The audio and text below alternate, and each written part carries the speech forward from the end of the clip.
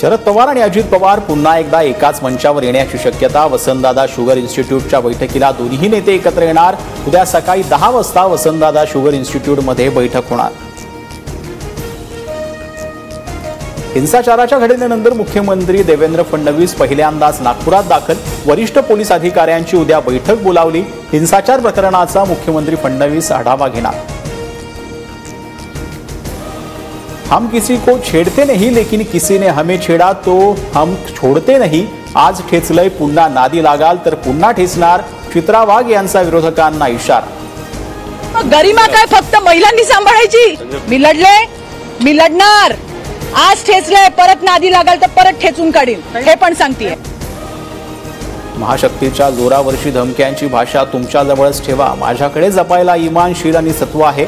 या शब्दांचा अर्थ कळण्याचीही तुमची योग्यता नाही। माझ्याशी नीट वागायचं। सुषमा अंधारेंचा चित्रा वाघ यांना इशारा।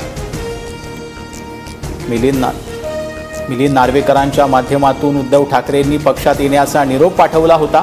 उद्धव ठाकरेंच्या शब्दाला मान देऊन मी मातोश्रीवर जाऊन भेटले। चित्रा वाघ यांचा गौप्यस्फोट।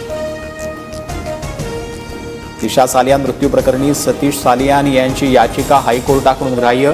सुनावणी लवकर घेण्याची विनंती करणार। सतीश सालियान यांचे वकील निलेश ओझा यांची माहिती। धारावीची 1 इंचही जागा अदानींना दिली जाणार नाही। धारावीतल्या सर्व जागेची मालकी धारावी पुनर्विकास प्राधिकरण कंपनीची असल्याचं आशिष शिलारांकडून स्पष्ट।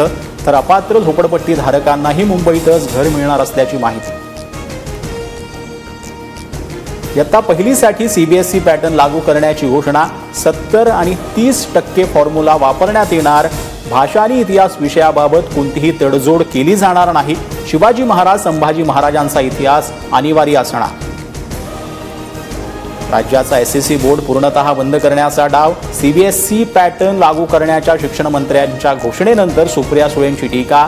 सरकारने निर्णयाचा फेरविचार करावा, सुप्रिया सुळेंची मागणी। TV9 मराठीच्या बातमीचा इम्पॅक्ट। धूळखात पडलेल्या शववाहिका आणि बाईक रुग्णवाहिका 8 ते 10 दिवसात वितरित करण्यात येणार। विधान परिषदेत आरोग्यमंत्री प्रकाश आंबेडकर यांची माहिती।